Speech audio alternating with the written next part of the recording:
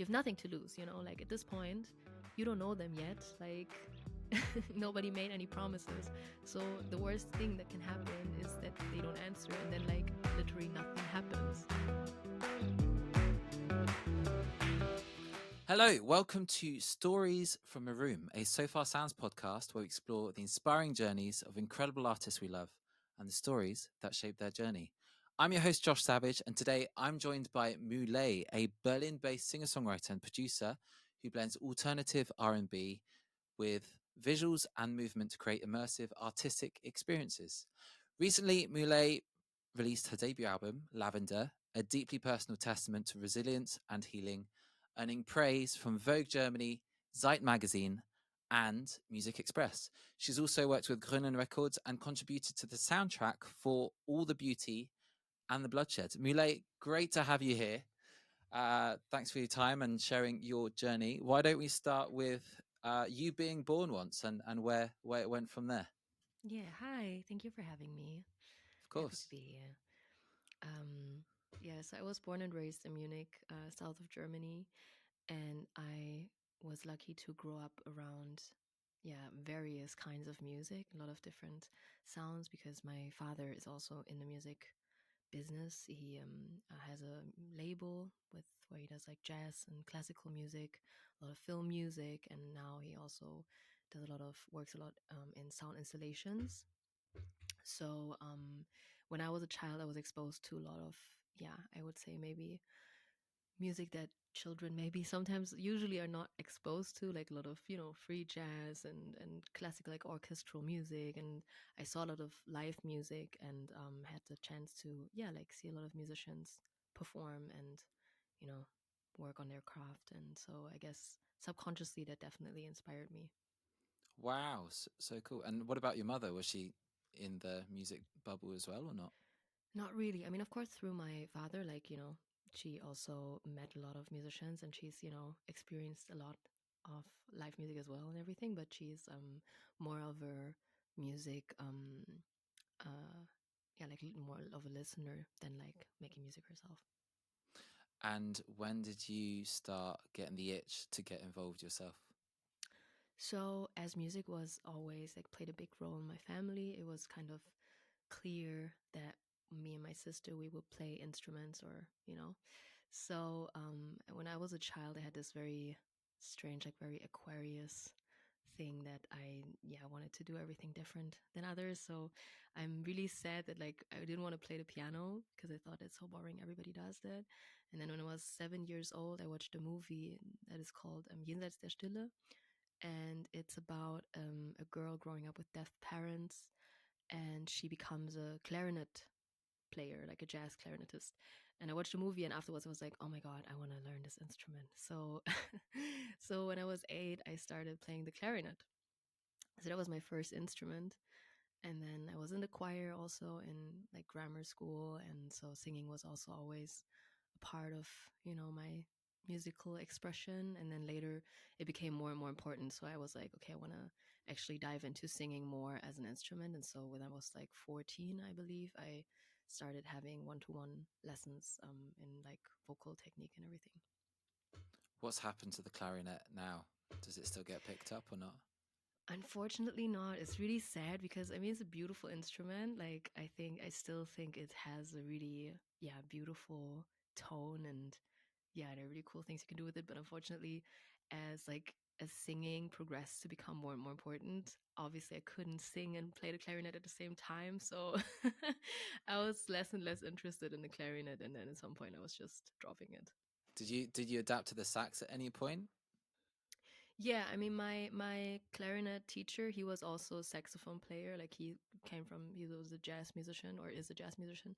So I also did play some saxophone, but I I always felt like as a clarinet player, you feel like saxophone is almost like cheating because it's way easier.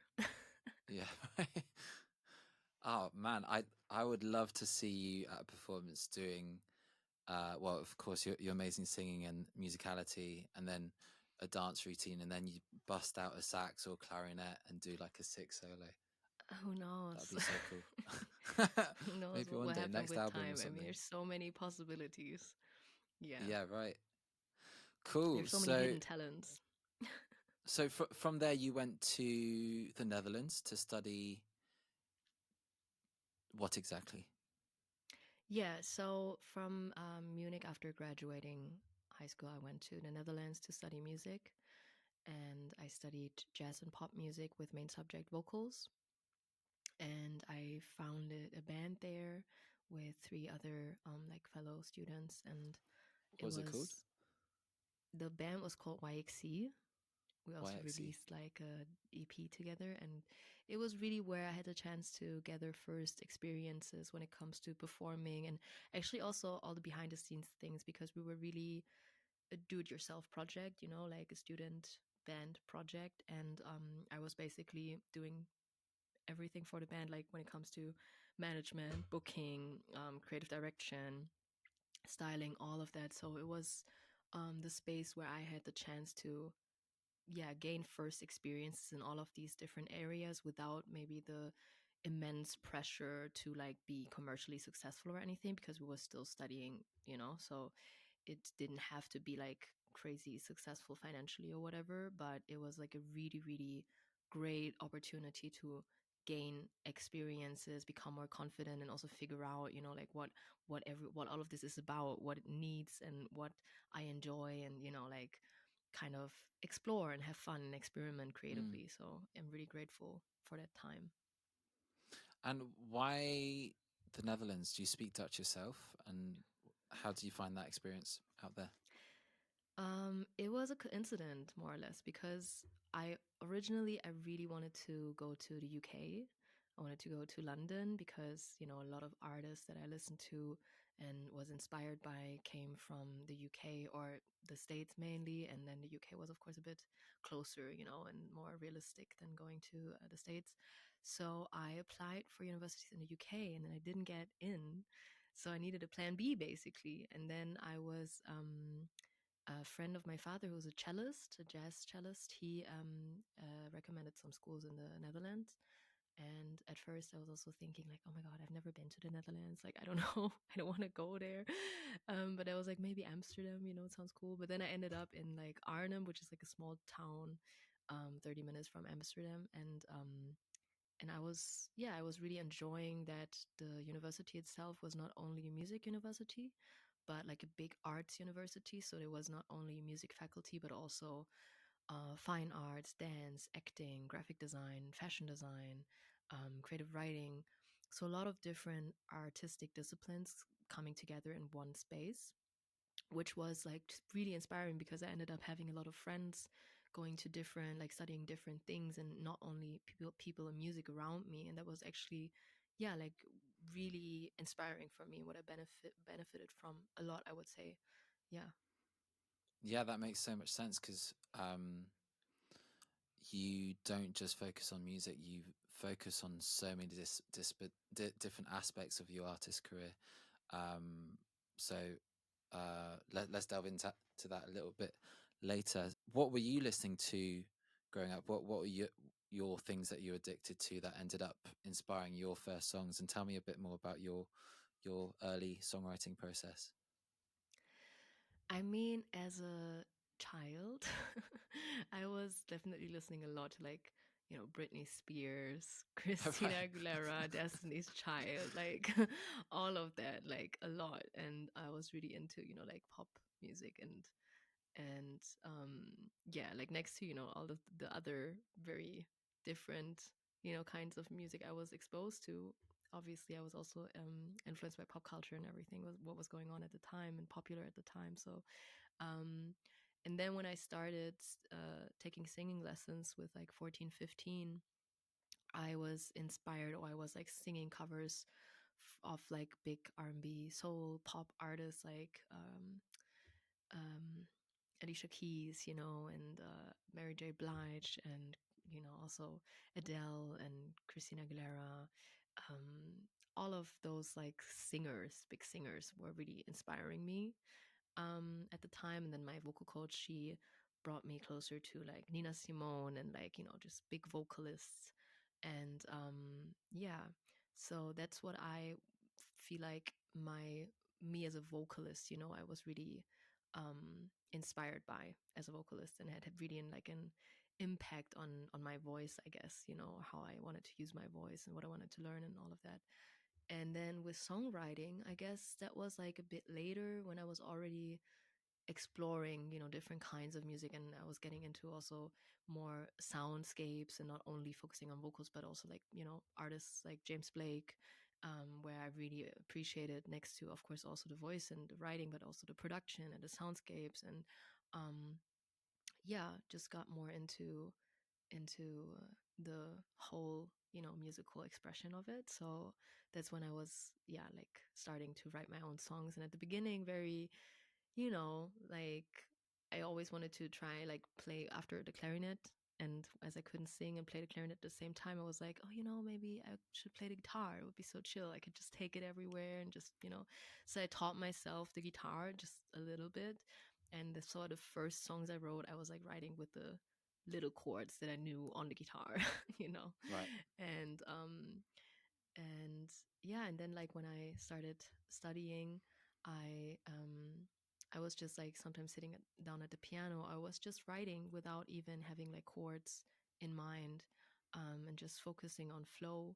And then when I got together with like my bandmates, we arranged the songs together. So that also really helped me, having this like people who could give you like some instant idea on their own instrument, you know, and where you had the possibility to be like, oh, okay, no, like maybe a bit different, and explain what you wanted, but you had somebody kind of to give you options, you know, and Mm. limit your possibilities a little bit with that. That was really helpful for me before kind of going solo, and then like seeing, okay, now working with Ableton and having all possibilities in the world, you know, sound wise, to start with like this limitation of having a band and having certain instrument, and then just like arranging something with those instruments in the room, and figuring out what do I like. That was definitely really helpful, as a step towards then, you know, being more free and figuring out where it's going. So the piano did find you in the end, despite you shunning it in the beginning. Yeah, I'm so sad that I didn't start earlier, you know. That's like I don't believe much in regret, but that's maybe something that I slightly regret in my life, because yeah, when I started studying music, like we all learned the piano. It was like a yeah, like a thing that was just part of the curriculum. So that's when I started playing the piano basically. And at what point did you choose to focus on being a solo artist instead of a band? And what are the pros and cons of each? That was towards the end of my studies, because I felt like, as I said, all the experiences I gathered during my studies with the band were super helpful and amazing, but they brought me to a point where I felt like now I'm ready to go my own way. And it was also because I always had like a very specific vision of like where I wanted to go, what I wanted to do, and also determination, you know. And I felt like, as also the songs that I wrote were really personal, it just felt to me like I need to do this on my own, in a sense of like be independent, because I know like this is my soul that I'm kind of expressing in those songs. So I feel like I need to find a way where I feel like it's exactly what I wanted to say, not only with the words, but also with the production and the sounds, and you know, every detail of it. And I need to like dive in and make these decisions by myself and figure out where it's going. So I feel like, okay, this is exactly what I, you know, try to express. And then also I felt like, yeah, I know where I want to go, and I know what I'm willing to give. And in a band, of course, you know, like I feel like for it to work, everybody needs to be on the same you know, like feel the same way about that, because otherwise it's just going to lead to frustrations. And you know, like no hard feelings, but I just felt like in my band, obviously, like everybody's was on a different, also in a different place in their lives maybe, and wanted to do different things or try out different things. So it just felt like, okay, I just need to be independent to not end up getting frustrated, or like having it strain my personal relationships with those people, which I didn't want, because I was like, it's not even, yeah, like hard feelings. Like I love them. I still play with a lot of the musicians that I was in the band with, even. So it was really about just like setting boundaries in the sense of like, okay, let's all go our own way and explore what we want to do. And we still love coming together to collaborate and do things, but let's not put this heavy burden or like expectation on the relationship of like, okay, you have to, like, I want to go there and you have to all, I have to drag you with me, because that's like not how it's supposed to be. So yeah, so it just made sense on many levels. And where did learning to produce come into all of this as well? So as I mentioned at the beginning, um, when I started writing my own songs and then like bringing them into the band and arranging them in the band, like it was a great first step to like bring my songs to life and perform them live, and have them, yeah, like in a real arrangement and everything. But I often, because my songs were so personal, wasn't 100% satisfied. I felt like, oh, it's a nice version of this song, but it's not Mm, the version. right. So yeah, so I felt like I wanted to um get better at production, to kind of get the skills to express what I want to express also in the music production and in the sounds that I'm choosing and stuff. So I did, like, in my last year of studies, I did an exchange semester in the UK, because then I was like, okay, maybe at least I can do an exchange semester in the UK. And I went to Leeds, because that was a partner university of my university. And yes, I went to Leeds University, and it was a very interesting experience. Also met a lot of great people. And there was lucky to have a teacher who did music production. And in on a like, I did like a solo project sort of with him, and I worked a lot with like field recordings. And the project I chose was basically to create two tracks, one like more experimental, one more like a, like a proper track, um mainly like almost like solely built from samples based off of field recordings that I recorded myself. So it was really a lot about like editing audio files and just, warping things around and creating, just like creating samples that could be things.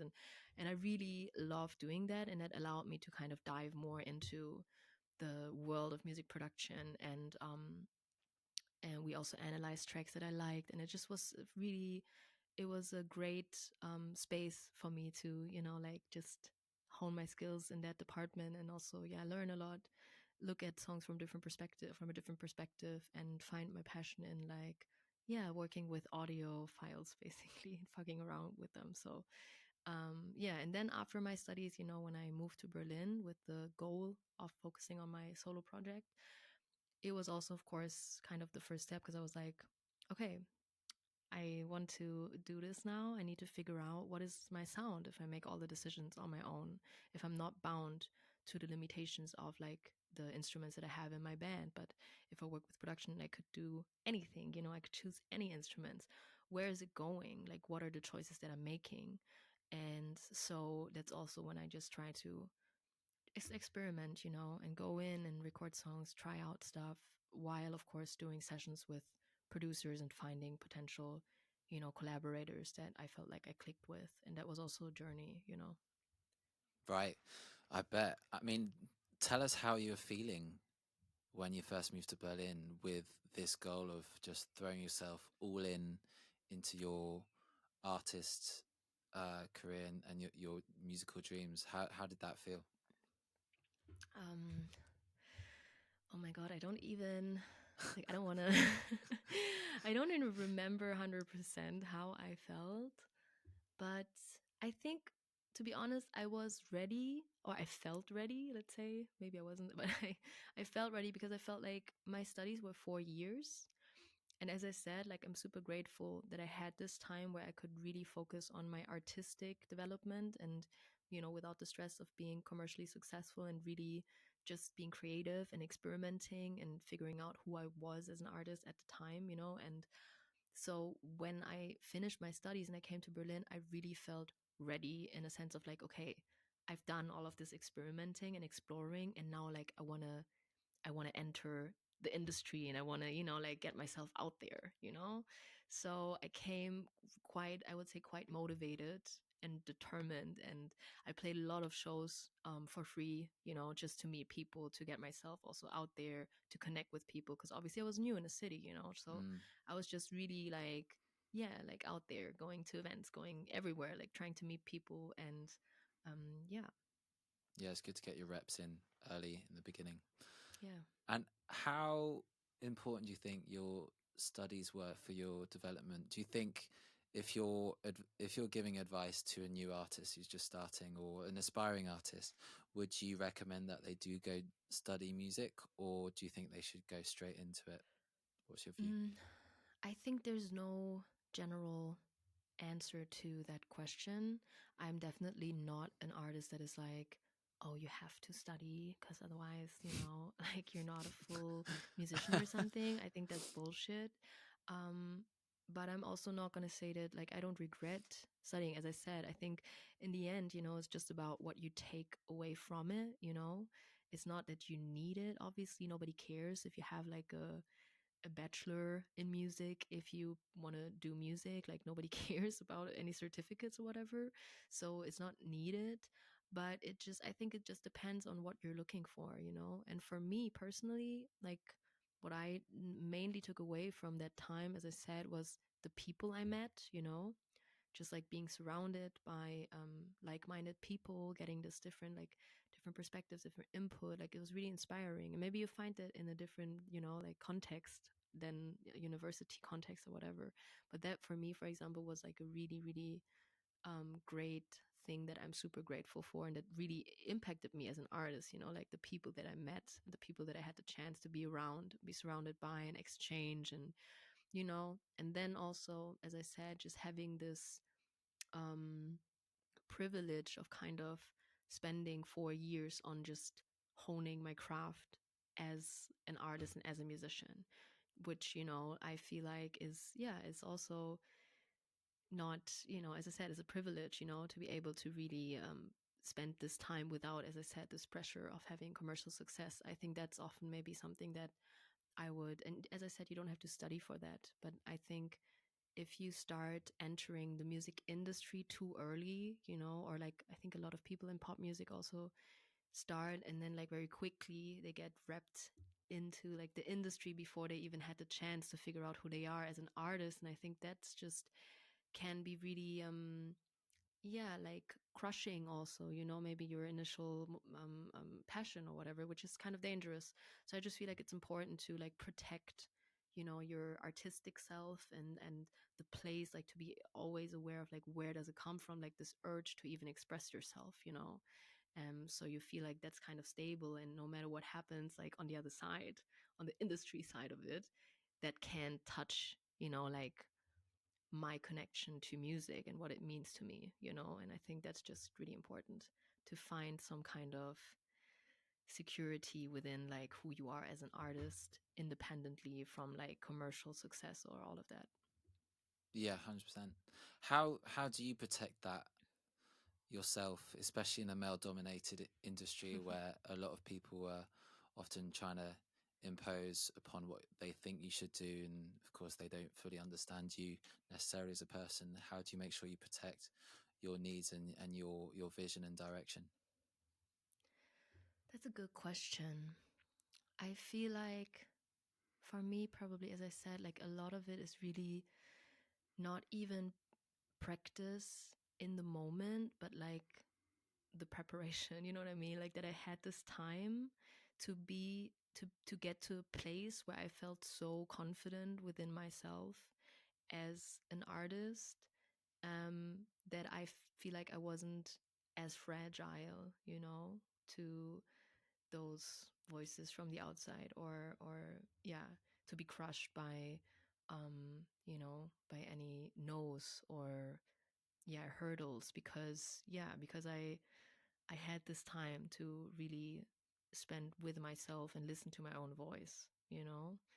And so I think that's super important to just really have some time, like, and to also to accept, of course, that it's a journey. You know, you can't just like turn it on or off. It's really, it takes time. You know, it's a process of like trusting yourself, and it's also never ending. I mean, with every year, with every project, every experience, I feel like I'm still growing, you know, and this confidence and this trust in myself and in my own abilities and vision and creativity is like growing steadily with every experience. And that's also what I always feel like telling artists that are at the beginning, you know, that like, don't worry if you're scared right now, or, you know, you're worried.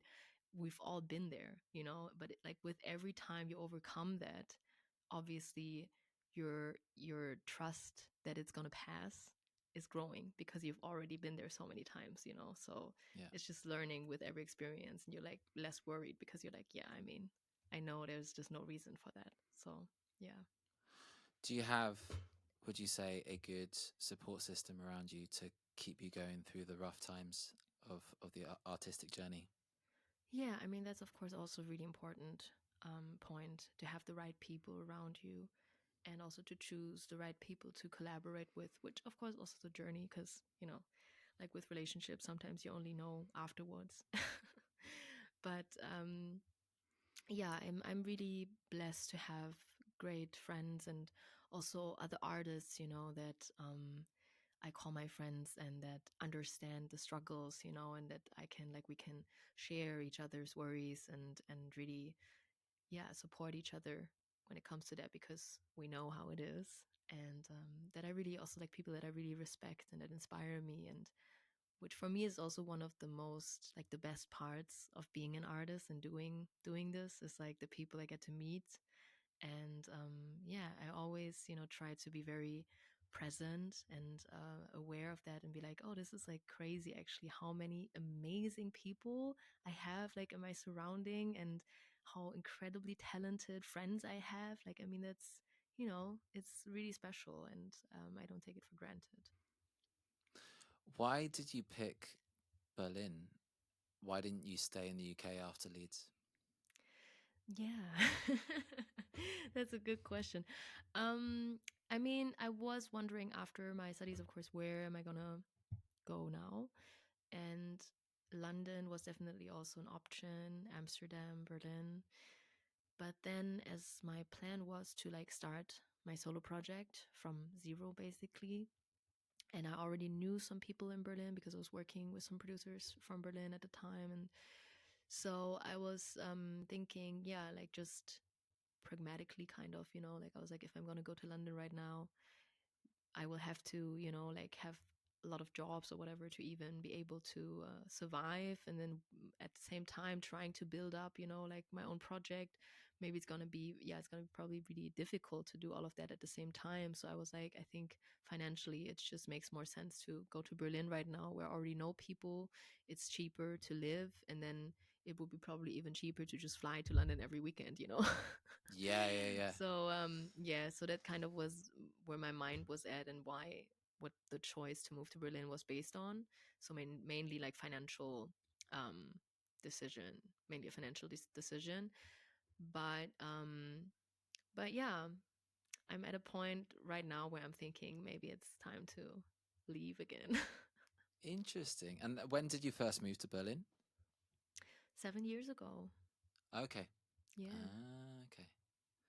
it's been a Interesting. while. And so, where would you move to next? Would it be London? I know you just went to LA recently. Yeah, I feel like, I mean, music wise, I feel like only the UK or the States would make sense for me, you know, if it's moving for music. And I think that's also kind of why I would move. I would move anywhere if it makes sense for music, you know. Right. Makes sense. And is it just like you feel like you've done and finished Berlin per se, and you just need something more for your inspiration and creativity? Why the urge? Well, the thinking of moving at least. I mean, a bit of both, maybe. I do feel like I'm at a point in Berlin. I mean, there are a lot of things about Berlin that I love, mainly the people, you know. Um, But yeah, I think it's also great to always like to travel and see different things and get new inputs and be exposed to new things just for inspiration, you know. But the main issue for me is with Berlin is like that it's still in Germany and just the German music industry, you know. I just feel a little bit like I'm limiting my own like the potential of my music by releasing through Germany, and that's just I'm just at a point where sometimes I'm just a bit like, oh, it's a bit frustrating, you know. So So why is that? why is what? Why is it limiting you? Oh, I just feel like market wise, you know, when I look at the music that I'm making, which is in the realm of R&B music, is just very very niche in Germany altogether. I mean, even big artists like artists that are big in the US or in the UK that are like R&B infused artists are playing very small shows here and all of that, you know, because it's just a very niche genre here. And just by that, you know, you're already like limiting the potential. And for example, in the US, it's like mainstream, you know, it's the It's biggest huge, thing. yeah. So, yeah. So Interesting. just, yeah. But we'll see, So you know. tell me how your music has evolved from, I might kill the pronunciation of this, is it anthracite to lavender? What does anthracite mean? Tell us more about that release and your evolution over time to your debut album, Lavender. Anthracite was, yeah, very meaningful for me because, of course, it's my very first EP. Mm-hmm. And therefore, as I mentioned before, you know, when I came to Berlin, I was like ready. And so this project to me kind of had the longest process in a way, not even active, you know, like there's always this like there's an active process to a project where you sit down in the studio and you know this is going to be the project and you just like do the work. But then there's also this like subconscious process that starts way earlier when you have the first time you even have an eye like a thought that later like 2 years later inspires this project, you know what I mean. So with anthracite kind of I feel like during my studies, you know, like one of some of the first songs I wrote, for example, Medusa is like a song on Anthracite, my first EP, and it's one of the first songs I ever wrote. So it really reaches kind of way back to the origin or the start of my creative expression as an artist and as a songwriter. And so it really felt like the first full circle moment of like the birth. It really felt like the birth of me as an artist, you know. And the first time that I had this chance to turn these ideas that I had in my mind that had been growing in my mind for years sort of into reality. Also with the music videos, you know, like this the concept for Medusa, for example, with the snake. I had this whole concept in my mind for years already, kind of it stemmed from, you know, like ideas that I had during my studies in the Netherlands already. But then they kind of like took like needed time to grow and to find the right moment to be turned into reality, like through meeting the right people also, you know, to realize this project with, realize the video with, like everything to for everything to fall into place. So it really felt like, yeah, it was a long time coming, but also it was needed, you know, like it was the perfect moment, like it needed its time to simmer and then to like blossom when it was, you know, due. And that was released in the midst of the pandemic, January 29, 2021. What was that like, Yeah. releasing music when it felt like the whole world was on standstill?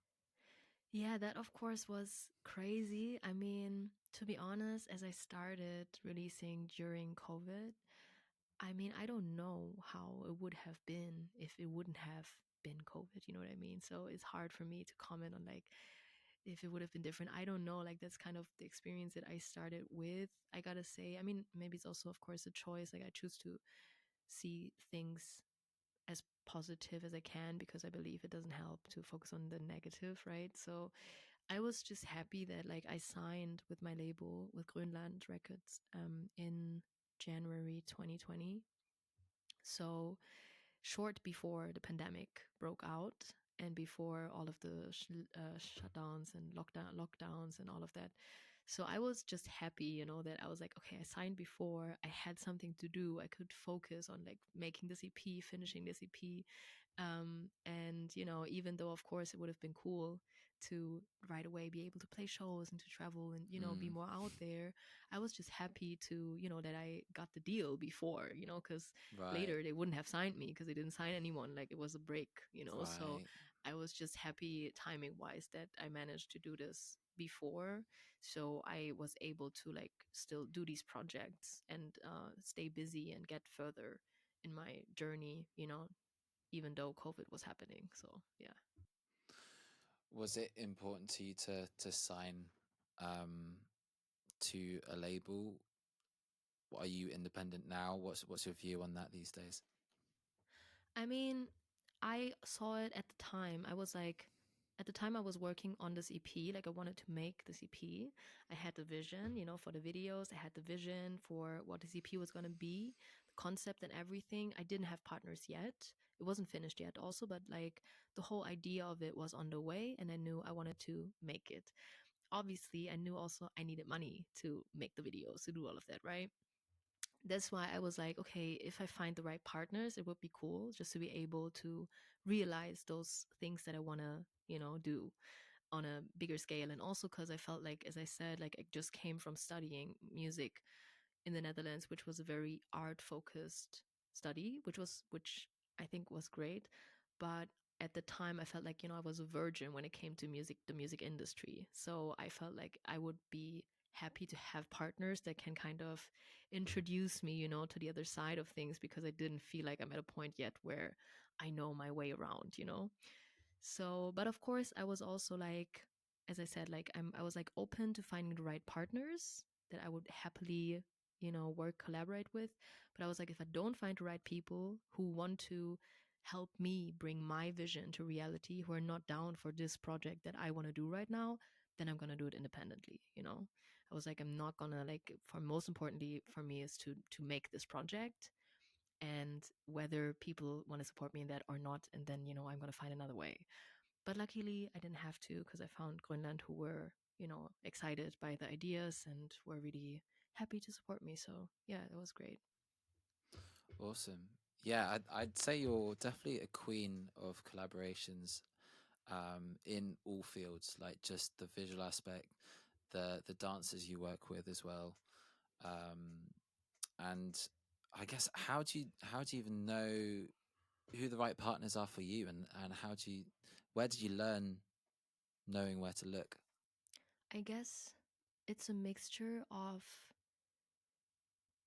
keeping your eyes open. Even nowadays, like with social media and stuff, it's one thing like in just doing your thing and like being seen, of course, because you cannot you cannot control everything, but what you can control is like what you do. And if you do something that you believe in, that you stand behind 100%, and people see you and they like what you do, they're gonna approach you, and then you're gonna, people who are the right people are gonna find you, sort of, because like they see what you're doing, they get what you're doing, and they want to get involved, and then of course it goes the other way around as well. Like, you can of course keep your eyes open and see what people are doing, people that inspire you potentially, and then just like contact them. I think that was also a big thing, like what I said before, which is also learning by doing and gaining confidence in that. It's just not being afraid also to contact people, because in the end, like, you can't lose, you have nothing to lose, like at this point you don't know them yet, like nobody made any promises. So the worst thing that can happen is that they don't answer, and then like literally nothing happens.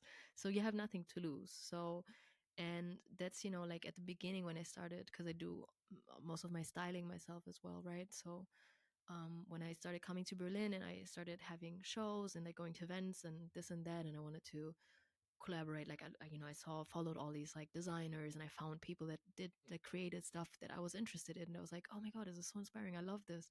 And then I just started like, writing them, being like, hey, I have this event, da da da, I would love to, borrow something. And that's how I got in touch with people, and how I got to know a lot of people. And so much more people are open to actually collaborating with you than you would think.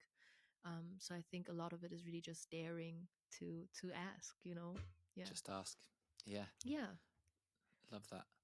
And so tell me more about the stuff outside of music that you do around your artistic vision. So how do you become so passionate about the choreography side, the fashion side, and why is it so important to you to build that into your artistic world as well? So, again, a fun fact about me and my past, hidden Love fun talent. facts. Yeah. When I was a child, next to like the clarinet part that we already talked about, I was a tap dancer. No way. Yeah, so I did tap dancing from, I don't even know what age I started. I probably also like 7 or something, like really young, 6. And I was doing tap dancing for 10 years, like professionally. I was doing like championships and stuff. And I'm actually Wow. German tap dance champion. No way. Yeah, when I was like 13, I was winning. I won the German championship in tap dancing. So, Oh my God. yeah, so when I was, so as a tap dancer, I was, no, let me rephrase that. The first time that I was standing on a stage was as a tap dancer at a championship. So before even standing on stage as a singer, I was standing on stage as a dancer. Yeah, so I think just performing, was always my thing. And I always loved, yeah, just performing, being on stage. I love dancing, and I did a lot of choreography in my life.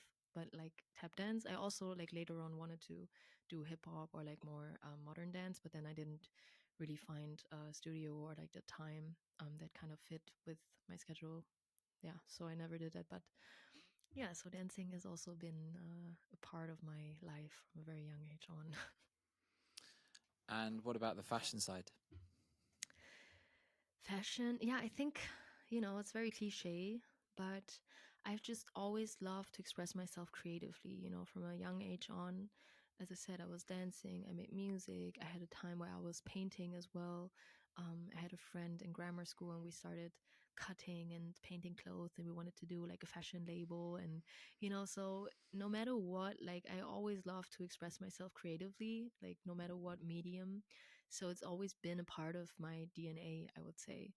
And when I studied music, and I had the luck to be at this university that was, an arts university with like mixed arts. I had a lot of friends who were studying fashion design, and I also already had been interested in fashion before, and like, yeah, styled myself, had my own style or whatnot.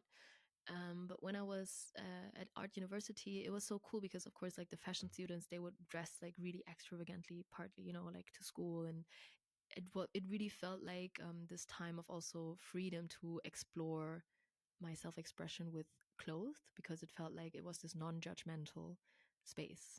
Growing up in Munich, I experienced something really different, because in the south of Germany, it's more like if you look different, then you're really gonna, be like looked at by everyone and probably judged for it, so it's way harder, I think, to be different and to like dive into that, because you're gonna meet a lot of, like side eyes and whatever.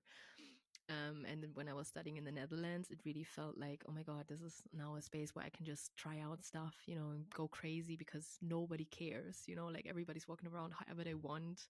And, people go to school, like male students go to school with high heels, and like it's like just really a space of like free expression with your clothes if you wanted to. So I really loved that. And I always felt like when you're on stage, your people gonna see you and they're gonna look at you. So yeah, you might as well think about how you want to be seen or like what you want to wear. So yeah. Yeah. Mulay, I love your attention to detail with everything you create and bring out. However, in this age of music that we're in right now, we seem to be pressured more to like just churn out more and more and more content. However, especially with the way you work, um, that attention to detail takes time, and in streaming culture these days, we're almost pushed to release songs out on Spotify every week these days. How do you fight against that pressure and still managed to stand out in this music industry amongst all of it? Hmm. For some reason, I mean, I do definitely feel pressure, less when it comes to releasing, but more with social media and everything, of course, and Mm, promoting, creating content. I feel like that's very that pressure, of course, I feel as well. And I guess I don't have a solution yet. Like I'm still working also on figuring out how to exist as an artist in this climate, sort of, mm, because for me, I always feel like I really see myself, yeah, like as an artist. I see myself like that as an artist whose purpose it is to kind of express myself artistically. So I I feel like I can't even, I couldn't just let go and just be like, okay, mass and just go and do fast and do things. Cause then it's like, what's for what? You know what I mean? Like, what's the purpose for some numbers? Like, what does that even mean? So, so that's not an option.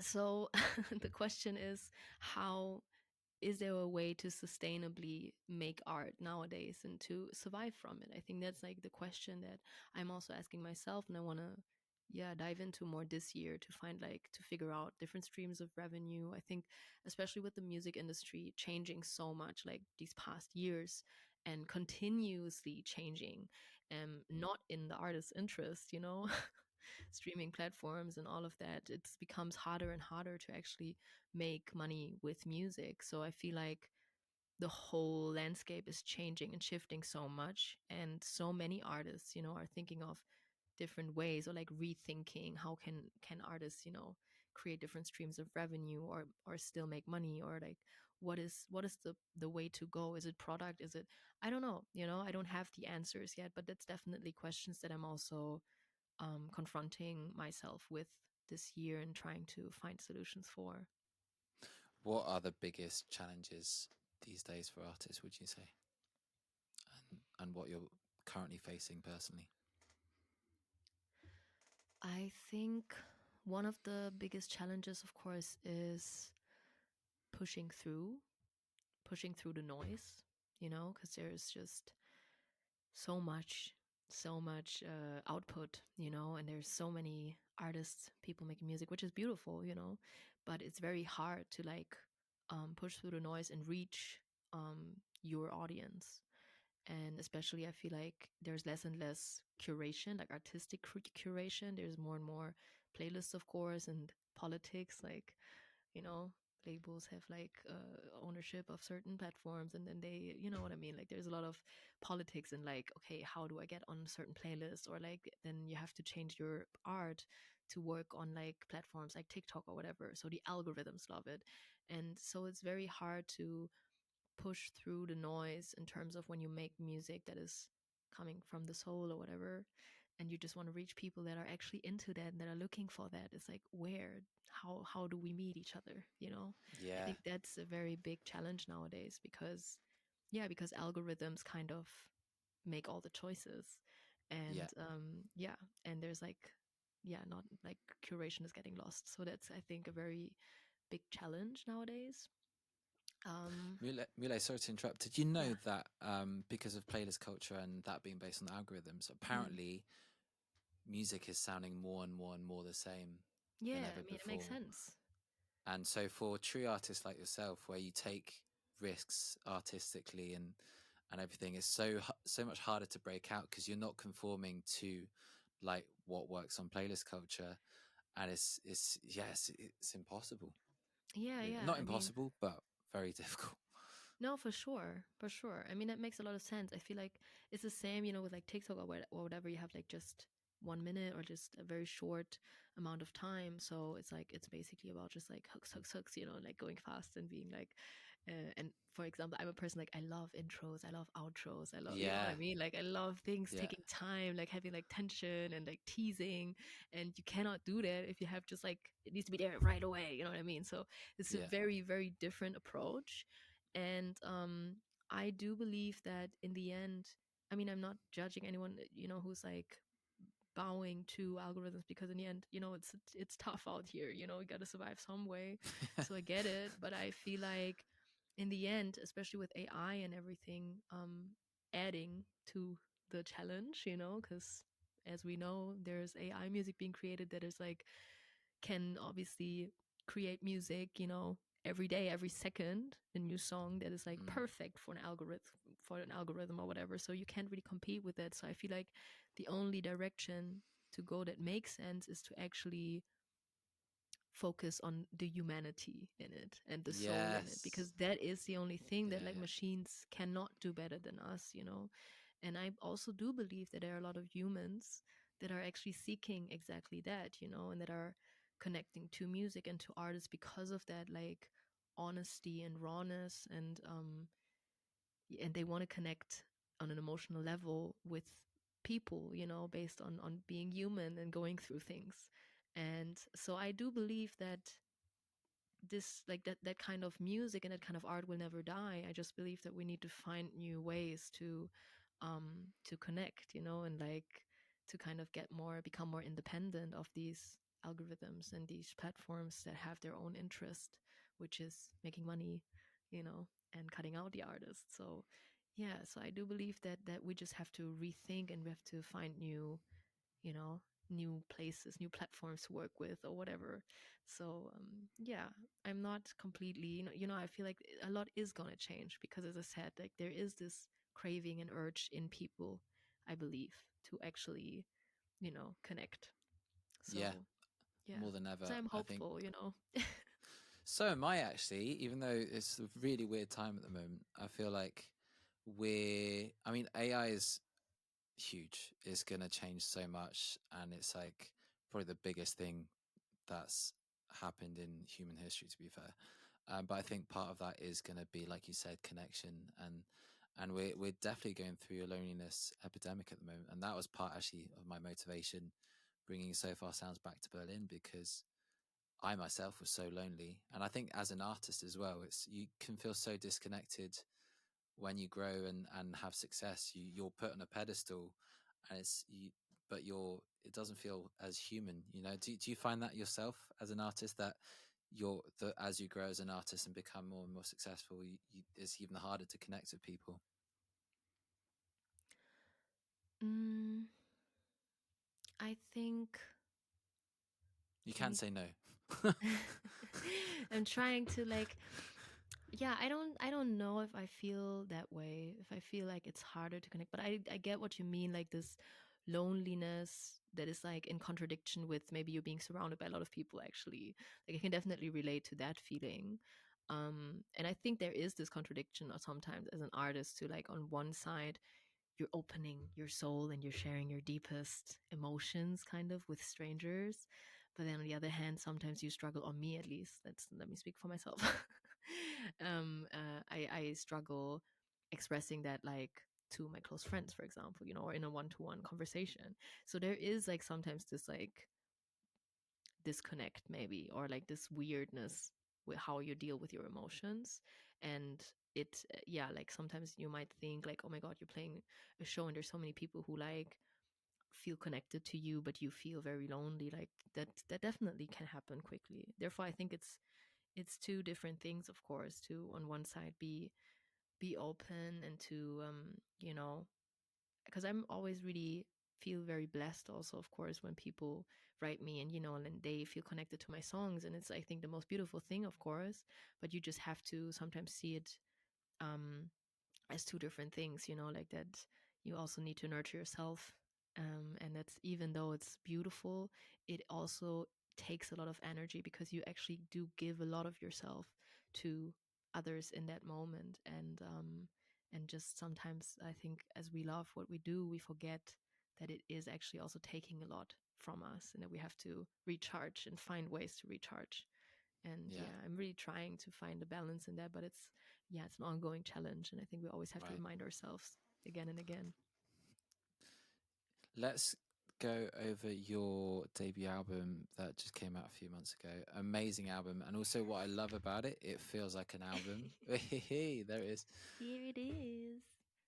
It doesn't feel like individual singles. It feels like every song is great, and it feels like you're going through a journey when you listen to it. And I'm a big fan. I'm actually gutted at the So Far Sounds show that you performed in Berlin that they sold out the vinyl, so I wasn't able to get my own. So next time, please make sure you bring one next time for me to Yes, I collect. will. And some killer songs. I love Half Human Half Dragon, Kill the Lonely, also a banger. And also I love the line in Kill the Lonely that says, feels like everybody's watching but nobody sees me. What inspired that line? Tell me more about that one and the song. I think it's kind of like connected to what we just talked about, like the feeling that as an artist, you're putting yourself out there, sort of, you're sharing maybe also your pain with others, and the Mm. people are like watching and they're like, yay, you know what I mean? But you're actually, yeah, like you're like, oh my God, you're actually sharing how much in pain you are.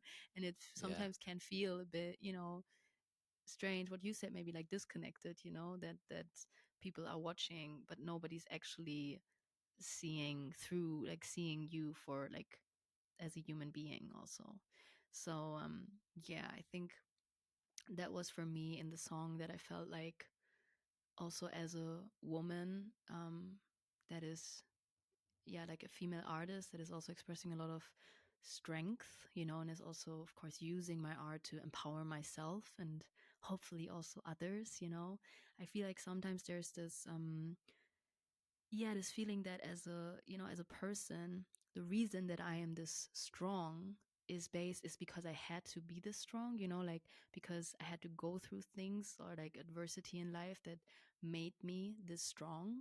And of course I can be proud and feel empowered by my strength, but on the other side, it's also like it's not me. I didn't choose this. I would rather be, and it's also why in Kill the Lonely, for example, there's this line where I say like I just want to be soft. So it's like I'm actually craving to be soft, but it's kind of like I can't because the world doesn't allow me to be, because it's too dangerous. And I think that sometimes gets lost by like celebrating strength, which I'm totally for, like yay, it's great to be strong, but also sometimes like we lose sight of like, but do we actually, like, should we have to be strong all the time? I don't think so, you know what I mean? So yeah.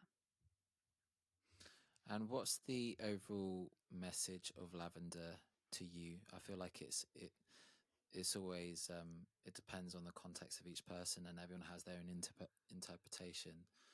Are you comfortable sharing yours? Yeah, sure. I mean, there's a lot of, how you call it, a lot of backstory to this album. So it's a very long story, but I feel like most of it is anyways in this album. And to me, it's just, yeah, it's like based on a very painful experience that I had with like toxic love and like a person that I would say, looking back, is like of narcissistic nature.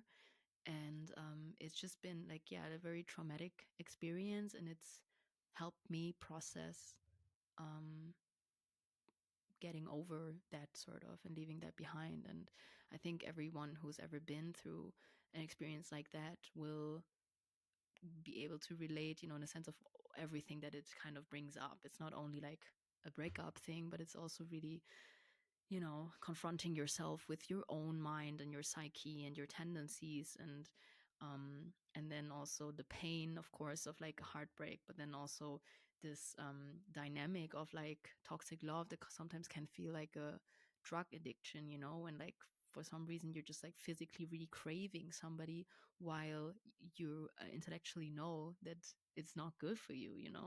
So going through all of these stages, and then kind of, and it's what you said, that the album feels like a journey, because it literally was this journey that I went through, from at the beginning of the album.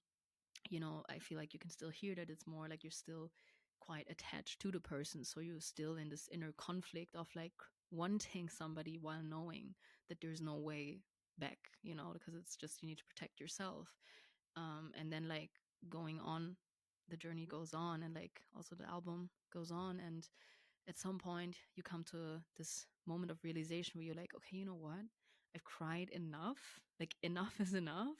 And you remember who you are again. You're like, what the fuck? Like, who do you think I am? Like, and you remind yourself of who you actually are, and you get into this other energy where you're like, okay, no, like I'm not even like, you don't even deserve my tears, sort of. And you kind of reclaim your own power and your own voice. And this whole process of like, yeah, like leaving this behind me, like this whole story and experience, and finding back to myself, sort of, is like in the album. And really helped me also to go through all of these stages emotionally.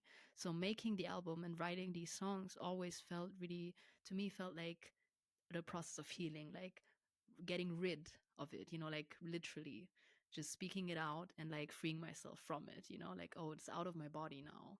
It's not, it's like there's closure. I could got everything out of me, and now it's, I can move on lighter, and kind of getting rid of that weight. So it really felt like yeah, like a healing journey. And Allowing you to grieve.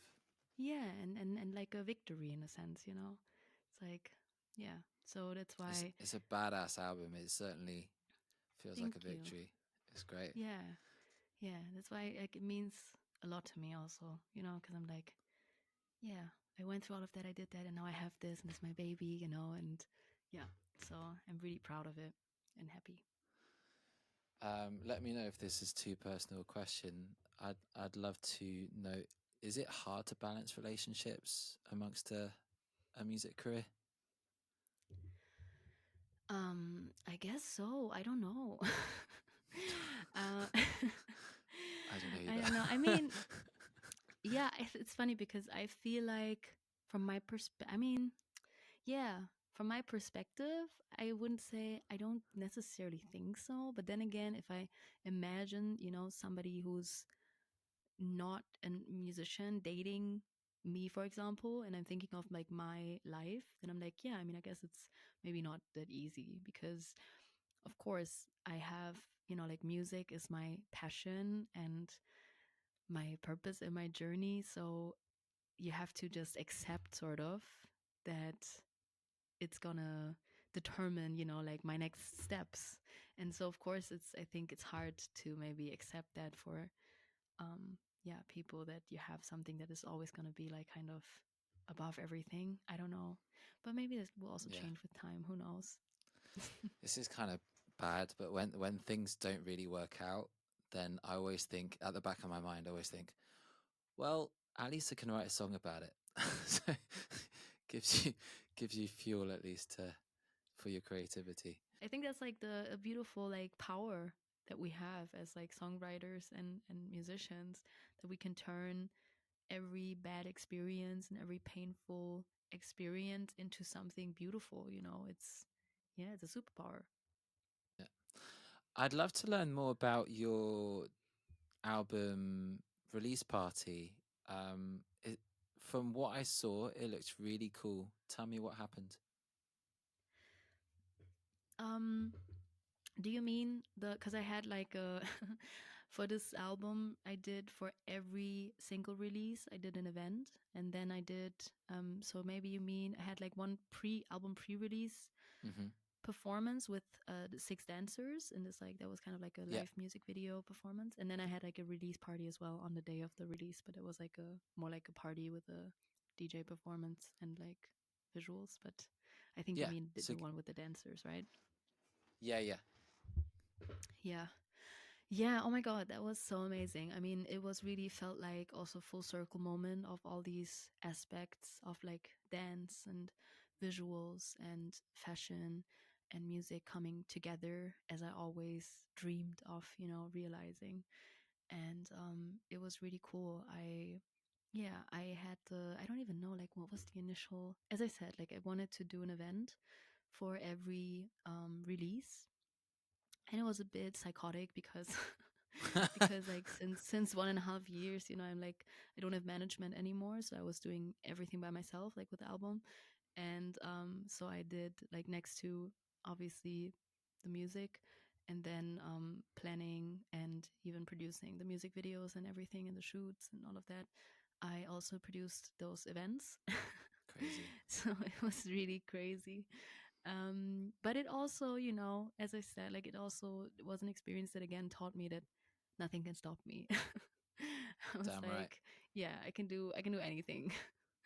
um, and this event was at Studio DB, which is like a really cool photo and film studio in Berlin. And I already shot a music video there for the album for White Room. So I know the people who work there, and yeah, they're like the sweetest people. And we were talking, like when I shot the music video, we were talking like, oh my god, let's do an event together and all of that. So I was like, oh my god, that would be so cool, because it's a photo film studio, so they have all of these lighting racks and everything. So you can basically do anything with the lights without having to build up extra lights. So I plan to do like a performance with dancers and kind of tease my album and show my album for the first time before it's out. And so I wrote this whole, like I asked Steph from Movement 7, who's a friend and a choreographer and dancer, amazing dancer, just beautiful project. And we sat down together and we talked about it and what my ideas were. And then I kind of just sat down and thought about, like, envisioned the space and envisioned the lights. And I just wrote like a whole, like I made a set list and I wrote like a whole lighting program, basically, with all the colors and the different projections and this and that and whatever. And then when we cast and Steph cast the other dancers, and then I asked Don Aretino, who's also a friend, an amazing designer, if he wanted to make an outfit for me. And a friend who was visiting me at the time from the Netherlands, who studied fashion design there when I studied music, she was visiting me. So I was like, oh my god, do you want to help like with the styling of the dancers? And then I had this idea to like create outfits from tights and stuff. So I was ordering all these different blue, purplish tights. And then on the day of rehearsal, we met together and she helped me, and we were just like wrapping the dancers in those tights and cutting left and right and creating outfits from that. So it was really like hands on, like every detail. And I love doing that. Like there's so many things that I love, like aspects that I love about creative work. So yeah, and so that the day before the performance was the first day that we kind of, I just gave the lighting people my script that I wrote. And I was like, well, let's see and hope it's working, because obviously I didn't know if it was gonna work. I only saw it like in my mind. And that was the first time I saw it like in the room. So then we adjusted like some details, and then we had like one go through, and everything actually worked really perfectly, and it was beautiful. And there were like 300 people or something. So yeah, it was really, really cool. Hell yeah. And the music video of Half Human, Half Dragon is on YouTube and was filmed all over Berlin, right? And independently as well, right? Yeah, the In the music video public. of Half Human, Half Dragon was at Potsdamer Platz we filmed, Mm-hmm. It looked and in the cold. public. It was. Yeah, it was. It was cold. It was, I don't even, was it September or I don't know. It was late, like it was fall, I guess. So Yeah. it was cold. Yeah. Respect. Well, it looks great, and congrats to you and your team. You really pulled something special together out of nothing, Thank essentially. Like you. it's amazing what you can do if you have the mindset and the work ethic. Yeah, for real. Like you can do anything. Honestly, I did like all of like with this album. It really, that's like when I have to like sum up what it taught me, is like one thing it taught me is like I can do anything. Like nothing can stop me. It was crazy. All of these Dragon events, mode. and I think even the video for Half Human, Half Dragon, we put together most of the videos. Actually, I put together in like 2 weeks or something. Like there was almost no time. It was really like fast, fast, fast. And of course, like a lot of blood, sweat, and tears, sleep, like no Mm. sleep, and working through. So not the healthiest routine, but yeah, it comes at a cost, but it's possible. Worth it. Awesome. Yeah, yeah, yeah, So for sure. Mulay, what's next for you after Lavender? What you're most excited about this year?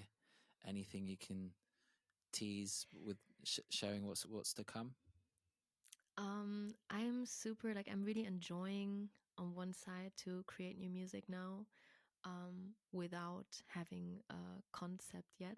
I mean, it's gonna Mm-hmm. come anyways at some point when the dots are connecting. But right now, after working on such a huge conceptual project for such a long time, right now I really enjoy to just like go in the studio and just be like, whatever happens and just have fun, and like, yeah, and just have fun with music Yeah. basically. And so I'm really enjoying that.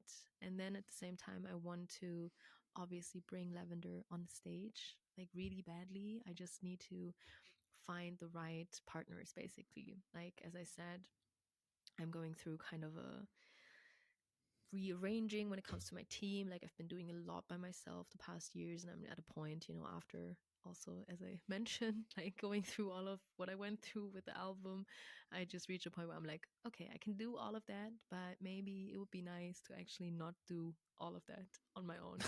So so my goal for this year is definitely to find the right partners, potentially in management, booking agency, label wise, see where it goes, and just like yeah, bring Lavender on stage hopefully this year, I hope. But you know how it is with things, sometimes things take longer. um make new music, and yeah, and figure out the whole business side of things, right? Like with the industry, um if it's Patreon, if it's, I don't know yet, like I don't have the answers yet, but I just want to figure out how to make it more, making music more sustainable. Mm. That's kind of my focus this year. Yeah. Awesome. And where can people find your music and your journey online? What's the best place to point people to? I mean, you can of course follow me on social media at Mulay Music, Instagram, TikTok, YouTube, and yeah, and you can listen to my music, of course, on all streaming platforms, everywhere. And yeah, I hope to see you somewhere on stage soon. I hope so too. Well, Mulay, you're an absolute queen. Thank you so much for your time, sharing your story and being vulnerable with us as well. Thank you. Really, really love your work, and you're really a big inspiration on the Berlin local scene and for women everywhere. So keep up the amazing work, and excited to have you back soon at So Far Sound Show Thank you. as well. Yeah, everybody go check Mulay out. Debut album is insane. It's really, really good. And yeah, and hopefully you'll see Lavender take the stage very, very soon. We've been So Far Stories. We'll see you again next time.